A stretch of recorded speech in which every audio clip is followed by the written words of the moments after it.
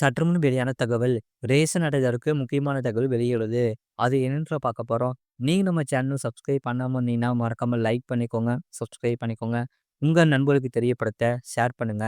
அதாவது ரேஷன் கடைகளில் விற்பனையாகாத பொங்கல் மளிகை தொகுப்பில் உள்ள பொருட்களை தனித்தனியே கார்டுதாரர்களிடம் விற்குமாறு, அதற்குரிய பணத்தை முன்கூட்டியே செலுத்துமாறும் கூட்டுறவு சங்க அதிகாரிகள் தெரிவித்திருப்பது ஊழியர்களிடம் அதிருப்தியை ஏற்படுத்தியுள்ளது. தமிழகத்தில் ஜனவரி 14ஆம் தேதி பொங்கல் பண்டிகை கொண்டாடப்பட்டது. இதற்காக கூட்டுறவு சங்கங்கள் நடத்தும் ரேஷன் கடைகளில் ரூ. 1099 இனிப்பு பொங்கல், ரூ. 499 சிறப்பு பொங்கல், ரூ. 999 பெரும் பொங்கல் என 3 மளிகை தொகுப்புகள் விற்கப்பட்டன. இனிப்பு பொங்கல் தொகுப்பில் 7 பொருட்களும், சிறப்பு பொங்கல் தொகுப்பில் 19, பெரும் பொங்கல் தொகுப்பில் 34 பொருட்கள் இடம்பெற்றிருந்தன. இவற்றின் விற்பனை ரேஷன் கடைகளில் டிசம்பர் 18இல் துவங்கியது. கடைக்கு தலா 50 முதல் 100 என அனுப்பப்பட்டன. பல கடைகளில் மளிகை தொகுப்புகள் முழுவதுமாக விற்கப்படவில்லை. மளிகை தொகுப்பு அனுப்பியதில் பல கடைகளில் 5 முதல் 10 தொகுப்புகள் விற்கப்படவில்லை. அந்த தொகுப்பில் உள்ள பொருட்களை தனித்தனியே ரேஷன் கார்டுதாரர்களிடம் விற்குமாறும், அதற்கு உரிய பணத்தை சங்கத்தில் செலுத்துமாறும் கூட்டுறவு பண்டகசாலை அதிகாரிகள் அறிவுறுத்தியுள்ளனர். பொருட்கள் விற்க பின்தான் பணம் செலுத்த முடியும். ஆனால் அதற்கு முன்னதாகவே கடைகளில் எத்தனை தொகுப்பு மீதம் உள்ளதோ அதற்கு உரிய பணத்தை முன்கூட்டியே செலுத்துமாறு ஊழியர்களிடம் சொல்வது எந்த வகையில் நியாயம்? இது குறித்து உயர் அதிகாரிகள் விசாரணை நடத்தி முன்கூட்டியே பணம் செலுத்த சொல்வதற்கு தடை விதிக்க வேண்டும். இவ்வாறு அவர்கள் கூறினர். அது மட்டுமில்லாமல் மாணவர்களின் கல்வி கடன் ரூபாய் 48.95 கோடி தள்ளுபடி தமிழக அரசு அறிவிப்பு. ஆசெல்லாம் பார்க்க போறோம். மறக்காம நீங்க லைக் பண்ணிக்கோங்க, சப்ஸ்கிரைப் பண்ணிக்கோங்க. கல்வி கடனை வசூலிக்க இயலாத காரணத்தால் தள்ளுபடி செய்வதாக தமிழக அரசு அறிவித்துள்ளது. ரூபாய் 48.95 கோடியை சிறப்பான கருதி முழுவதுமாக தள்ளுபடி செய்யப்படுவதாக அறிவிப்பு.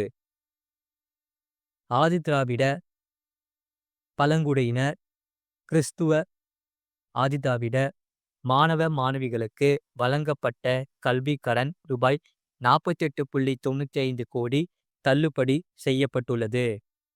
அதன்படி 1972 இருந்து 1973 முதல் 2002 இலிருந்து 2003 வரையிலான காலங்களில் அனைத்து படிப்புகளுக்கும் வழங்கப்பட்ட கல்வி கடன்கள் தள்ளுபடி செய்யப்படுகிறது. இதேபோல் 2003 முதல் 1972 முதல் 1973 முதல் இதேபோல் 2003 முதல் 2004 இதேபோல் 2003 2004 முதல் 2009 2010 வரையிலான காலங்களில் வழங்கப்பட்ட கல்வி கடன் நிலுவைத் தொகை தள்ளுபடி செய்யப்படுவதாக அறிவிக்கப்பட்டுள்ளது.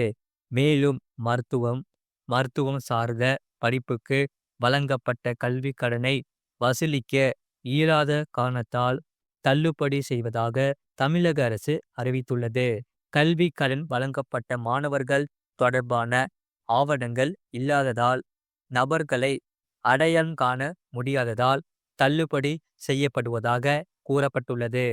ரூபாய் 48.95 கோடியை சிறப்பினமாக கருதி முழுவதுமாக தள்ளுபடி செய்யப்படுவதாக தமிழக அரசு அறிவுறுத்தியுள்ளது. அது மட்டும் இல்லாமல் 8வது ஊதியக்குழு மத்திய அரசு ஊழியர்களின் சம்பளம் மற்றும் ஓய்வூதியத்தை திருத்தியமைக்கும் 8வது ஊதிய குழுவுக்கு இம்மாத தொடக்கத்தில் மத்திய அமைச்சரவை ஒப்புதல் அளித்து அடுத்த ஆண்டு அமல்படுத்தப்பட வாய்ப்புள்ளது. 8வது ஊதிய குழு லாக் முதல் அரசு ஊழியர்களின் புதிய சம்பளம் வரை எவ்வளவு தெரியுமா? மத்திய அரசு ஊழியர்களின் சம்பளம் மற்றும் ஓய்வூதியத்தை திருத்தி அமைக்கும் 8வது ஊதிய குழுவுக்கு இம்மாத தொடக்கத்தில் மத்திய அமைச்சரவை ஒப்புதல் அளித்து அடுத்த ஆண்டு அமலப் அமல்படுத்தப்பட வாய்ப்புள்ளது. தற்போது மத்திய ஊழியர்களின் சம்பளம் அமைப்பு 2016இல் அமல்படுத்தப்பட்ட 7வது ஊதிய குழுவின் பரிந்துரைகளுக்கு ஏற்ப உள்ளது. 7வது ஊதிய குழு 2014இல் அமைக்கப்பட்டு அதன் பரிந்துரைகள் ஜனவரி 1, 2016 முதல் அமலுக்கு வந்தன. மத்திய ஊழியர்களின் சம்பளத்தை பிட்மெட் அடிப்படையில் சம்பள கமிஷன் பரிந்துரைக்கும். அரசு ஊழியர்களின் சம்பளம் மற்றும் ஓய்வூதியத்தை கணக்கிட பயன்படுத்தப்படும் ஒரு கணக்கீடு முறை. பணம் வீக்கம், ஊழியர்களின் தேவைகள், அரசின் நிதி திறன் போன்ற பல்வேறு காரணங்களை கருத்தில் கொண்டு இது தீர்மானிக்கப்படுகிறது. அறிக்கைகளின்படி 8வது ஊதிய குழுவானது 2.86 பிட்மெட் காரணியை அறிமுகப்படுத்தலாம். எடுத்துக்காட்டாக 7வது ஊதிய குழுவானது 2.57 என்ற பிட்மெட் காரணியை கொண்டிருந்தது. இது நிலை 1இல் சம்பளத்தை 7,000 6வது ஊதிய குழுவின் கீழ் இருந்து 18,000 ஆக உயர்த்தியது. இருப்பினும் அகவிலைப்படி, வீட்டு வாடகை கொடுப்பனவு மற்றும் போக்குவரத்து கொடுப்பனவு மற்ற சலுகைகளிடம் சேர்த்து மொத்தம் சம்பளம் 36,020 ஆகும்.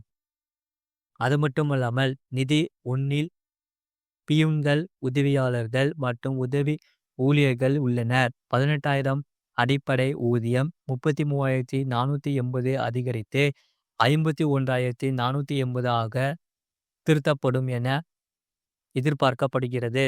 நிலை 2 கீழ் பிரிவு எழுந்தவர்களை உள்ளடக்கியது. ரூபாய் 19,090 அடிப்படை ஊதியம் 37,014இல் இருந்து 56,914 ஆக அதிகரிக்க வாய்ப்புள்ளது. நிலை 3 பொது சேவைகளில் கான்ஸ்டபிள்கள் மற்றும் திறமையான பணியாளர்களை உள்ளடக்கியது. தற்போது அடிப்படை சம்பளம் 21,700 40,362 அதிகரித்து 62,062 ஆக உயரும் என எதிர்பார்க்கப்படுகிறது. நிலை 4இல் தற்போது இதற்கு 25,500 ஆக உள்ளது.